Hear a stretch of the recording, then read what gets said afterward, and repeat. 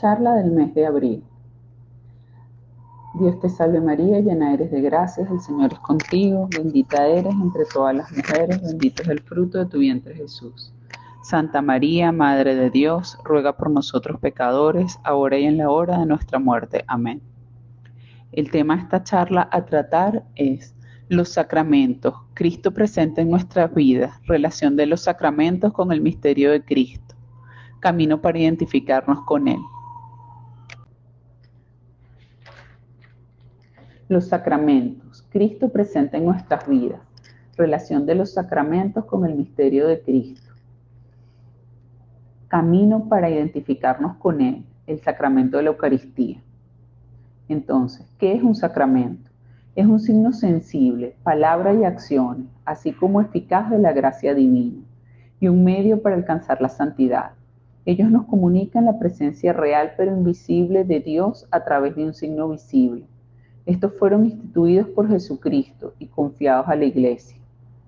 Los ritos visibles bajo los cuales los sacramentos son celebrados significan y realizan las gracias propias de cada sacramento. Son 7. Vamos a comenzar con el bautismo, el cual es el fundamento de la vida cristiana, el pórtico de la vida en el Espíritu y la puerta que abre el acceso a los otros sacramentos.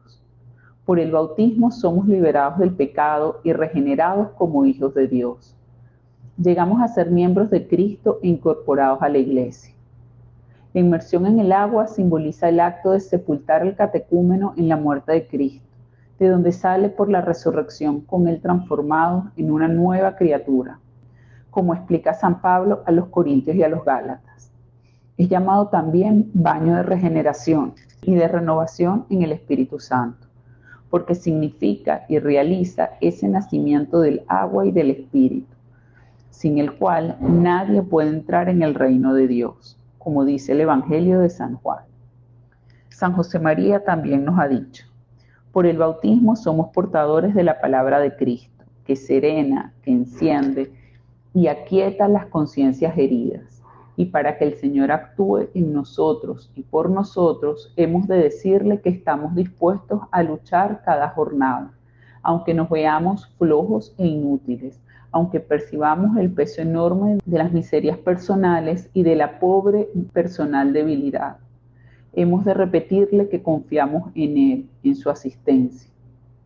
Así como no hay cristianos de segunda categoría obligados a poner en práctica una versión rebajada del Evangelio, todos hemos recibido el mismo bautismo, y si bien existe una amplia diversidad de carismas y de situaciones humanas, uno mismo es el Espíritu que distribuye los dones divinos, una misma fe, una misma esperanza y una misma caridad. La confirmación es un sacramento cuya recepción es necesaria para la plenitud de la gracia que recibimos en el bautismo. Este sacramento une más íntimamente a la Iglesia y enriquece con una fortaleza especial del Espíritu Santo, y con ellos quienes la reciben quedan obligados a difundir y defender la fe a través de la palabra y de las obras como verdaderos testigos de Cristo. Este sacramento al mismo tiempo confirma el bautismo y robustece la gracia bautismal.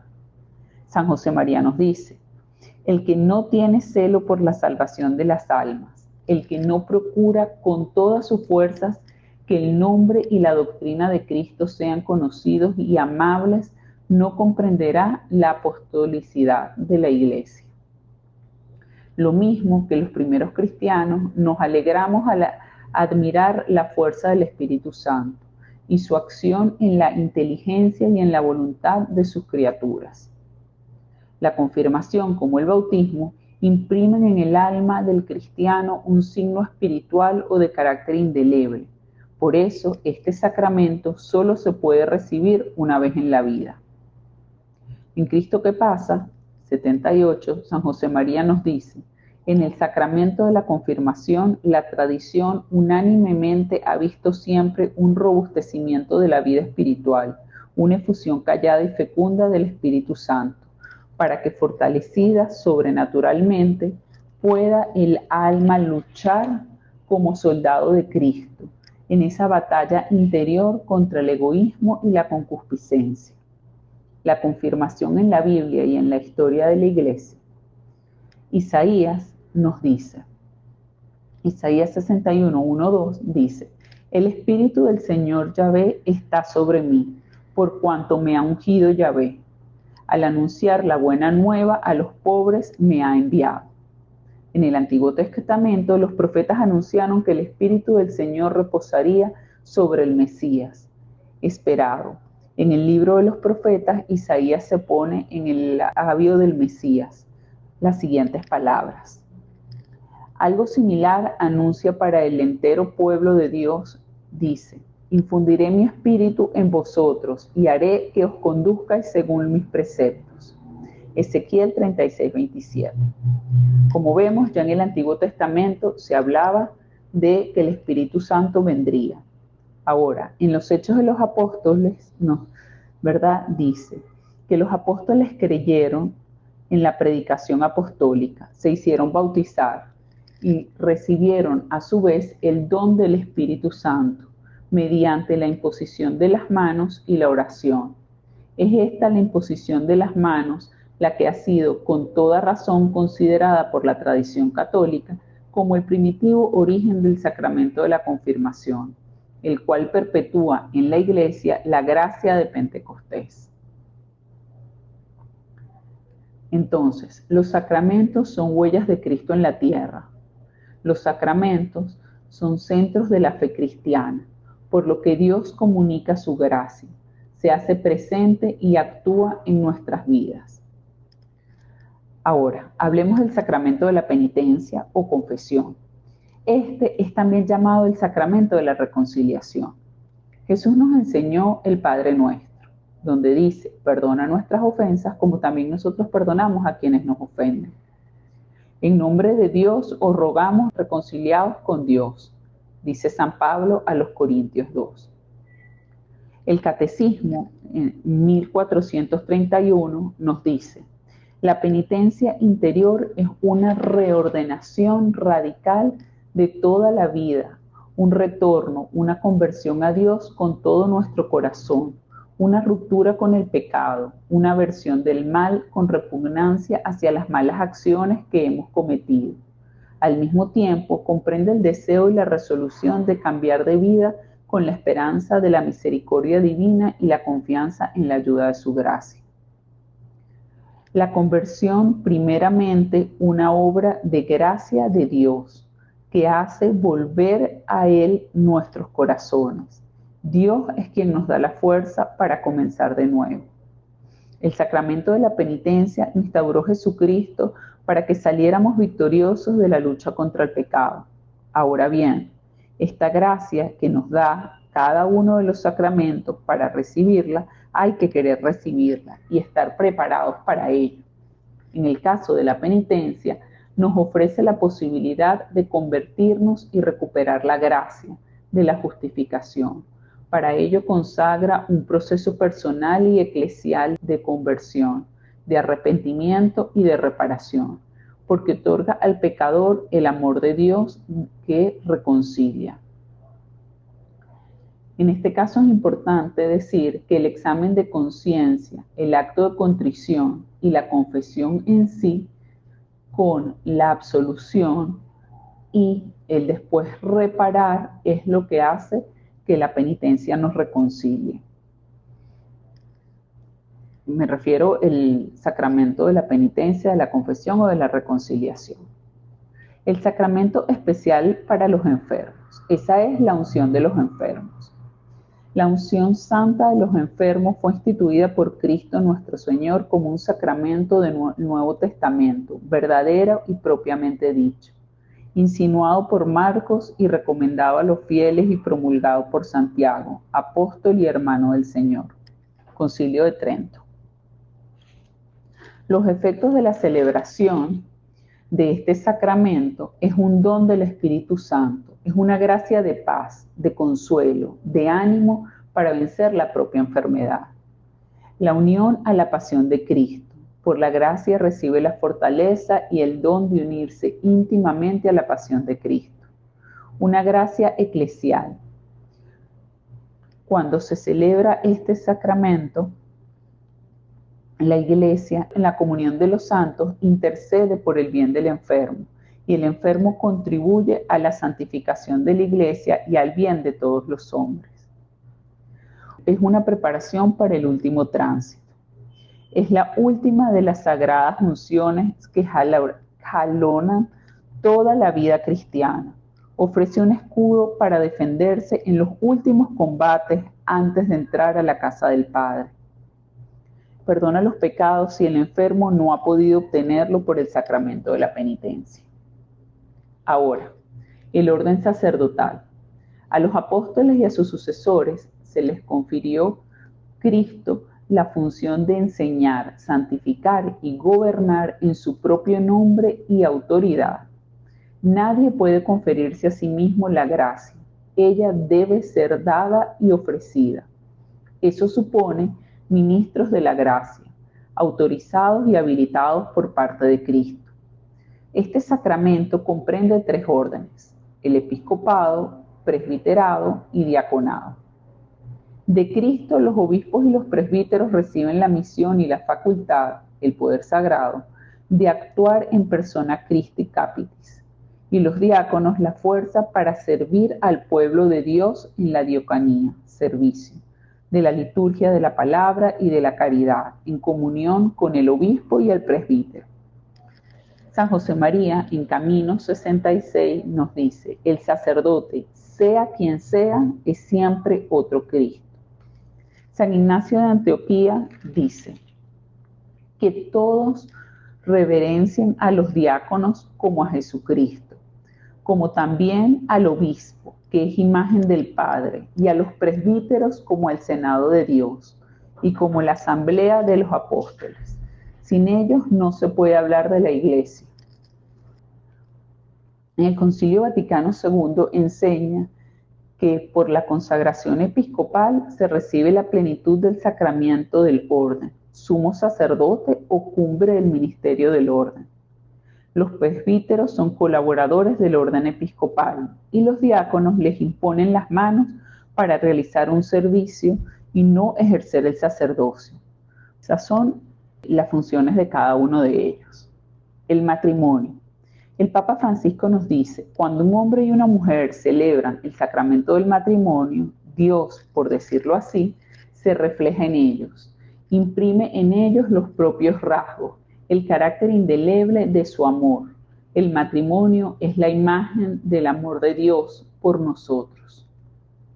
Este sacramento, al igual que los otros, debe recibirse debidamente, siendo así que cuando se recibe con las disposiciones adecuadas, da la gracia, una ayuda sobrenatural para vivirlo cristianamente. En el matrimonio, los esposos, los ministros del sacramento, cuando manifiestan su consentimiento ante un ministro de la Iglesia, éste recibe el consentimiento en nombre de la Iglesia y da la bendición de la Iglesia. Los esposos deben estar dispuestos, cada uno, a recibir las gracias. Los esposos reciben al Espíritu Santo como comunión de amor de Cristo y de la Iglesia. Para poder casarse, deben obrar en libertad. Los novios, es decir, no pueden obrar bajo coacción y no pueden estar impedidos por una ley natural o eclesiástica. Ahora vamos con la Eucaristía. La Eucaristía, en este sacramento, está presente Jesucristo de modo único e incomparable. Está presente, en efecto, de modo verdadero, real y sustancial, con su cuerpo y con su sangre, con su alma y su divinidad. Cristo todo entero, Dios y hombre verdadero, está presente de manera sacramental, es decir, bajo las especies eucarísticas del pan y del vino. Esto se hace por la transustanciación en la consagración. El bautismo, la confirmación y la Eucaristía, previa preparación para lo cual es importantísimo el sacramento de la reconciliación o penitencia, son la entrada a nuestra vida en la Iglesia, como cristianos e hijos de Dios, y que en la unción de los enfermos, la penitencia y la Eucaristía es nuestra entrada al reino de Dios, al dejar este plano terrenal.